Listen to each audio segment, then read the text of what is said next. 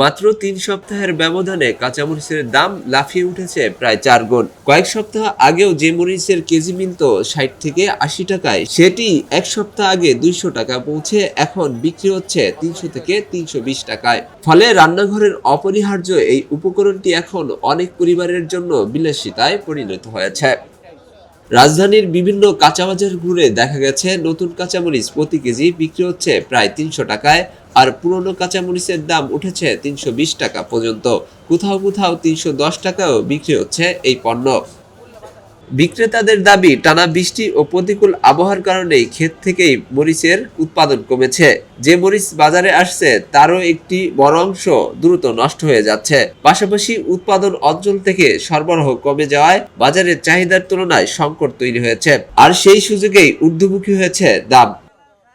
ব্যবসায়ীরা জানান, মাত্র এক সপ্তাহ আগেও কাঁচামরিচ কেজি ছিল ১২০ থেকে ১৩০ টাকার মধ্যে, কিন্তু টানা বৃষ্টি ও বন্যার প্রভাবে সেই দাম এখন দ্বিগুণেরও বেশি বেড়ে ৩০০ টাকার ঘর ছাড়িয়েছে।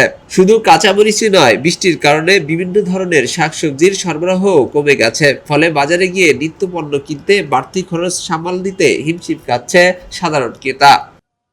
অনেকের অভিযোগ, প্রতিদিনই নতুন নতুন দামে পণ্য কিনতে হচ্ছে, অথচ আয় বাড়ছে না। এতে নিত্য প্রয়োজনীয় বাজার করে এখন মধ্যবিত্ত ও নিম্ন আয়ের মানুষের জন্য বড় দুশ্চিন্তার কারণ হয়ে দাঁড়িয়েছে। খবরের কাগজ, নিখাদ, নির্ভীক, নিরপেক্ষ।